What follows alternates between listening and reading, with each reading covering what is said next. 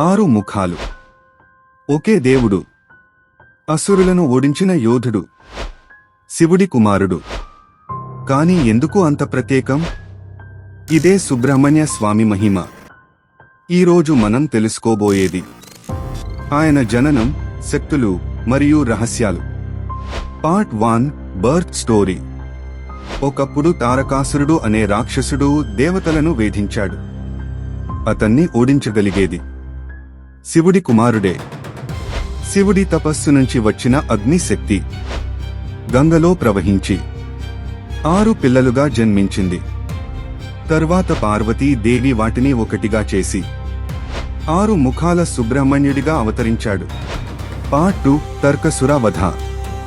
చిన్న వయసులోనే యుద్ధానికి సిద్ధమయ్యాడు. తన దివ్య ఆయుధం వేల్తో తారకాసురుడిని ఓడించాడు. అందుకే ఆయనను దేవసేనాధిపతి అంటారు. Part 3 symbolism. 6 ముఖాలు అంటే ఏమిటి? జ్ఞానం, ధైర్యం, శక్తి, కీర్తి, ఐశ్వర్యం, విజయం. మరియు ఆయన వాహనం మయూరం. అది అహంకారాన్ని జయించడం అనే అర్థం. Part 4 famous temples.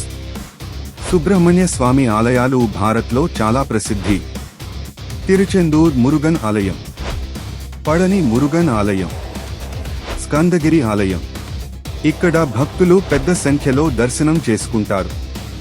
Part 5 why worship. Subrahmanya స్వామిని ఎందుకు పూజిస్తారు?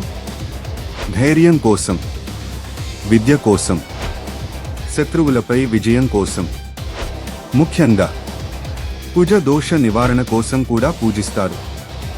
ఈ కథ మనకు చెబుతుంది, ధైర్యం ఉంటే ఏదైనా సాధ్యం. అహంకారం నాశనం చేస్తుంది. భక్తి ఉంటే విజయం ఖాయం. మీకు సుబ్రహ్మణ్య స్వామి గురించి ఏ విషయం ఎక్కువగా నచ్చింది?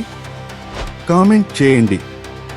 ఇలాంటి భక్తి మిథాలజీ వీడియోస్ కోసం లైక్, షేర్, సబ్స్క్రైబ్ చేయండి.